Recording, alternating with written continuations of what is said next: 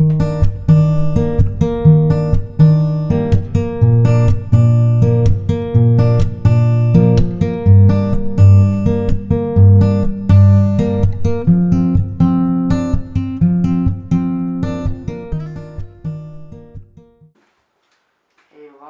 long lesson. After many long, hot days of walking, and many sad and lonely nights lying on the hard ground, Jacob at last drew near his journey's end. He was now in his mother's country, the land she had told him about so many times in his childhood. Now he was seeing it for the first time.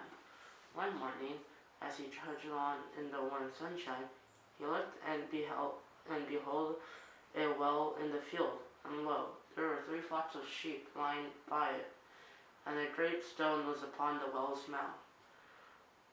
Glad to have someone to talk to after being alone so long, Jacob went over to the shepherds and spoke to them. "To which city do you belong?" he asked. "Haran," they replied. "Then you know Laban, the son of Nahor?" asked Jacob. "We know him," they said. "Is he well?" "He is well," replied the shepherds, and behold, Rachel his daughter coming with the sheep. Eagerly Jacob looked at the beautiful girl, coming toward the well with a flock of her father's sheep.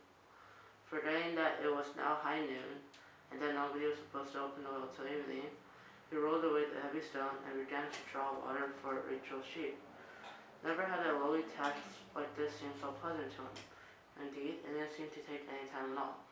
Now with this lovely girl smiling at him, how like his mother she was.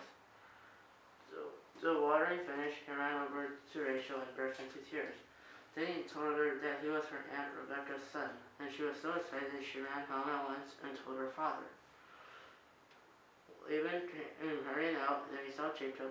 He embraced him and brought him to his house. Jacob spent a very happy month in Laban's home, and when his uncle suggested he stay longer and work for him, Jacob said he would. Then Laban asked him what wages he would expect. "Just Rachel," he said. "I want to no other reward. He loved her so much." "I will serve these 7 years for Rachel, thy younger daughter."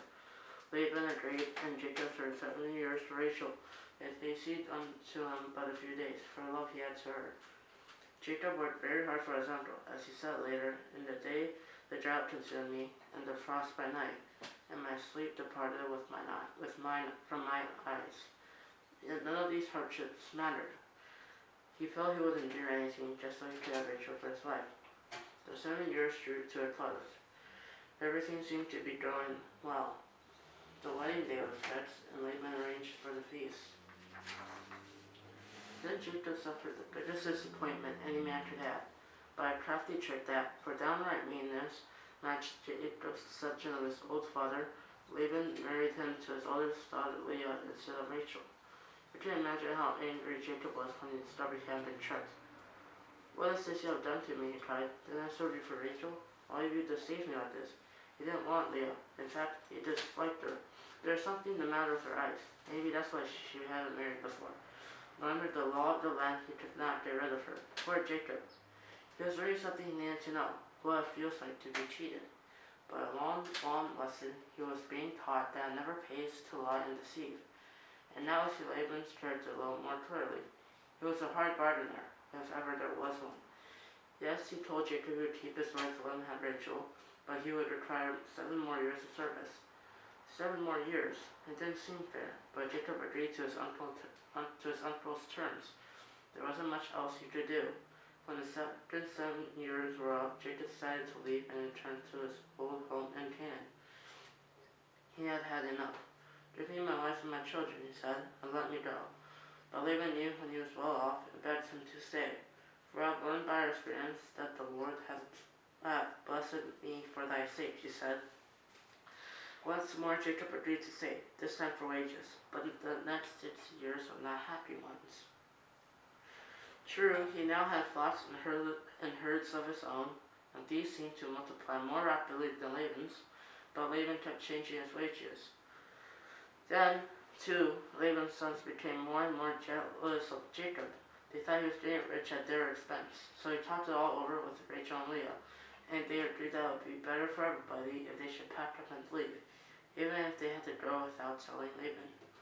Then one night the Lord appeared to Jacob and said, I am the God of Bethel, where thou anointedst the pillar, and where thou vowedst a vow unto me. Now arise, get thee out from this land, and return under the land of thy kindred.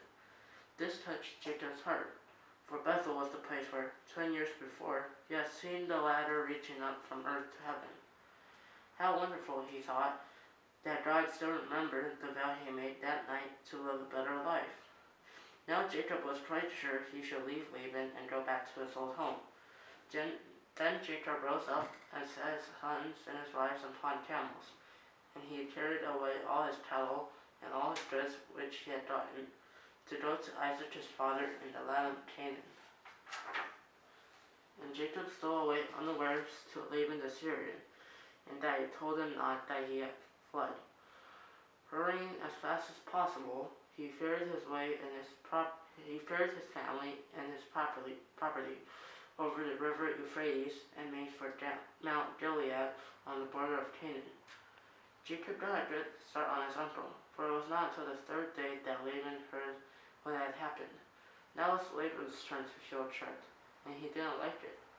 Gathering a band of men, he pursued after Jacob, determined to bring him back. But on the way God spoke to him in a dream, and said, Take heed that thou speak not to Jacob from good to bad. God knew that this is just what Laban was likely to do, start out with pleasant words and end up with angry ones, as so many people do. Meanwhile, Jacob drove on as fast as he could, but with so large a family and so many cattle, it was impossible to keep ahead. At last, after a wild 7 days' chase, Laban caught up with him at Mount Gilead. What hast thou done? Cried Laban, as he came puffing up to Jacob, that thou hast stolen away unawares to me, and carried away my daughters, as captives taken with the sword. Wherefore didst thou flee away secretly, and steal away from me, and didst not tell me, that I might have sent thee away with mirth, and with songs, with tabret, and with harp? And hast not suffered me to kiss my sons and my daughters. Jacob knew that Laban had never intended to let him go, and that all this about making a farewell feast for him was just so much talk. So he gave Laban a piece of his mind. After reminding him of all his long and faithful service, he said, Thus have I been 20 years in thy house. I served thou 14 years for thy 2 daughters, and 6 years for thy cattle, and thou hast changed my wages 10 times. Except the God of my father, the God of Abraham, and the fear of Isaac, have been with me, surely thou hast sent me away now empty. God hath seen mine affliction and the labor of my hands, and rebuked thee yesternight. Laban began to cool off, seeing that Jacob was determined to go back to Canaan, and there's nothing he could do about it. He suggested that they make peace. Jacob agreed, and as was the custom in those days, they all began piling up stones to form some sort of memorial. Laban called them Mizpah, meaning a beacon or watchtower, saying, The Lord will watch between me and thee when we are absent from one another. It was a happy ending to what might have been a very serious quarrel.